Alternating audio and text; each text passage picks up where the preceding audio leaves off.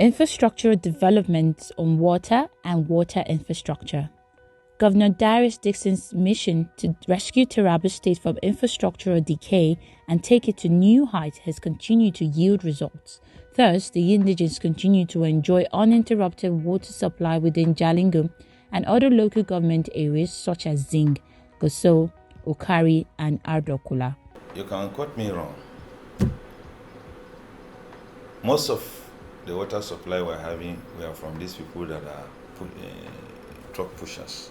We buy water from the truck pushers. And the purity of that water, you will not know. You will not even know the source of the water that you're buying. Today, over 2/3, if not more, of Jalingo metropolis have access to clean, accessible and affordable water.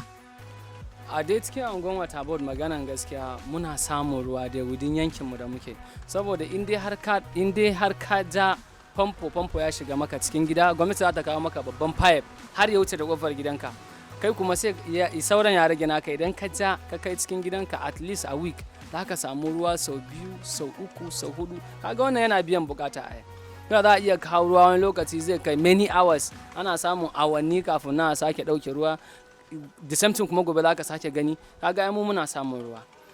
This step by the governor made the state legislative arm to pass a bill aimed at reforming the state water supply agency to make it sustainable, vibrant and profitable.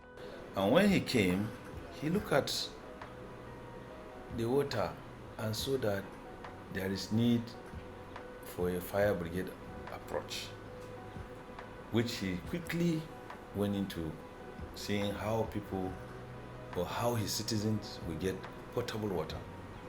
You see, we have water. There is water that is drinkable, no matter how pure it's looking, how uncolorful it is, but still that water may be a contaminated water. His Excellency went in and said, okay, let's see what we'll do.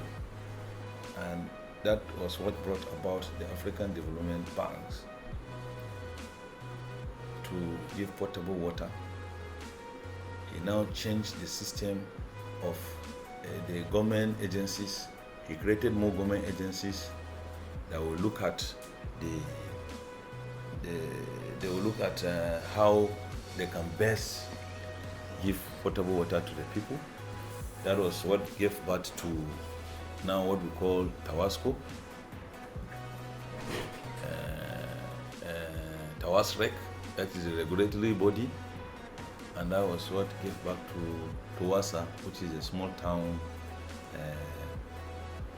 water supply agency. The success speaks for itself because I remember before his coming into office in 2015, taps were not flowing. I mean, that's to say the taps in most of our urban centers were running dry. And as soon as he came in, he said, no, that situation is not allowed. He wouldn't be sitting in the office while people are carrying buckets up and down looking for water. So we were tasked immediately to ensure that water is restored to the people of Taraba State. And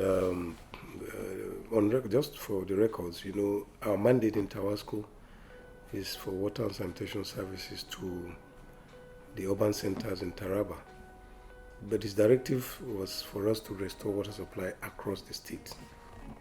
I remember vividly when the present head of service was the permanent secretary, Minister of Water Resources. We were summoned to his office that fateful day, and then the order was issued that if we were not to give water or restore water supply within 2 weeks, we should tender our resignation letters.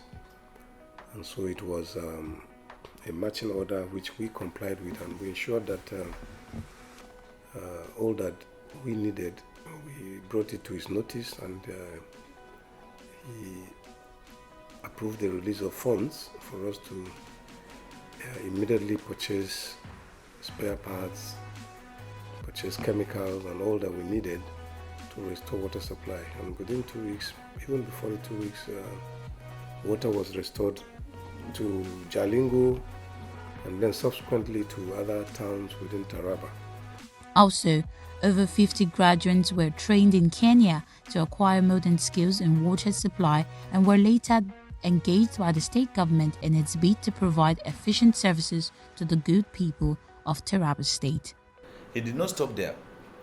He sponsored people to Kenya, Zimbabwe, is it Zambia? Sorry, I think it's Zambia, and other Dubai and places that our people will be trained so that they will be able to come and put the knowledge they acquire so that people or citizens of Taraba State will get potable water.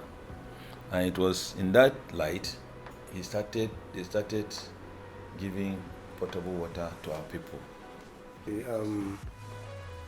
Having noticed also the staffing gap which we presented to him, he also approved the employment of 50 young graduates, engineers, technologists, technicians, craftsmen, which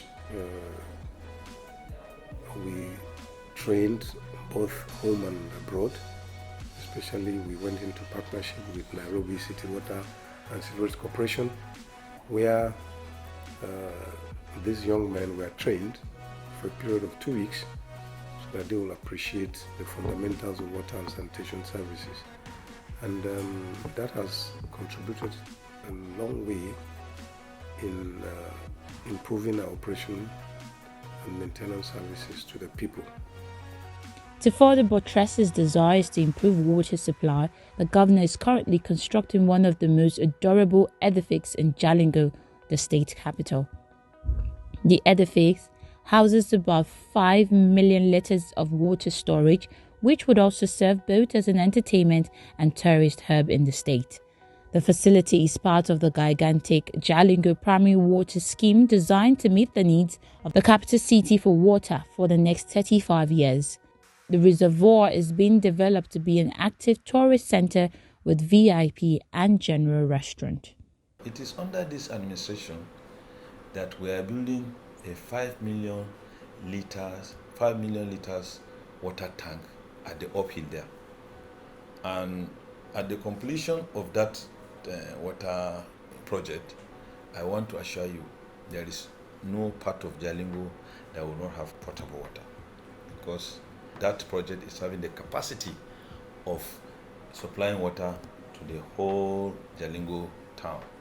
My name is Engineer Franklin. So I'm one of the site engineers supervising the 5 million liter Jalingo water reservoir. The project basically is of two categories: the raw water supply system and the treated water supply system. So now we are standing currently at the treated water supply system, and this you can see here is the reinforced concrete 5 million liters reservoir. The structure is not entirely only for water storage. So we have restaurants at various levels. We have a cafe.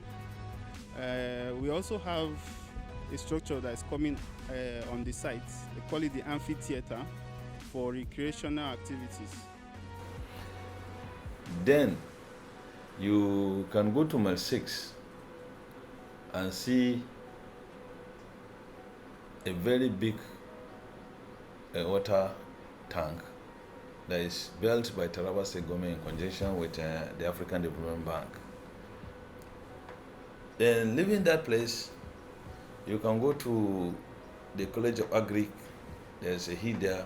There is another water tank there that is supplying water to that area. Now, as I'm talking to you, apart from the town, if you go outskirts to College of Education, Kofi, to Joe Renew site, water has reached there, potable water, not only water.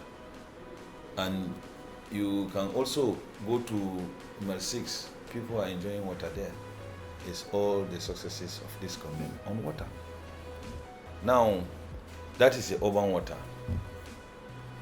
Now we have rural water. The whole of last year, the rural water people have been going around across the state to rehabilitate the existing boreholes and drilling or constructing new boreholes to where there is no potable water. I know of so many local government that the rural water boreholes have been sunk, rehabilitated. If you go around the state, you will see the water, the boreholes has been drilled or constructed by this government to give a citizenry potable drinking water. Well, legacy, there are many legacies I've left behind. But in summation, I would say here was a man who came, he saw, he conquered. They are all available. I saw the deployment, everything was a bit in tatters, so to say. And we have to go to work. What do we do to fix this? And we went to work sincerely, and we fixed it. And it's existing for all to see. I came into this town 1 year before my coming in. There was no water in this government house. And for 9 months I was here, they are feeding me water from somewhere. But go now to all the towns, not even the capital city, even the small rural towns, you see, you find clean water everywhere. We sang thousands of boreholes all over. And where there is sickness, they call black fly.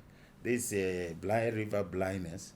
We pump a lot of boreholes all over because river blindness comes from this black fly, which it's through the water you get it. If you go to areas that are endemic like Ashaka, somebody 17 years already blind, they are leading him and so forth. We try to make sure we provide a lot of water there, and then we make sure those places they clean up as much as they can. So I would say here was a man who came, he saw, and he conquered.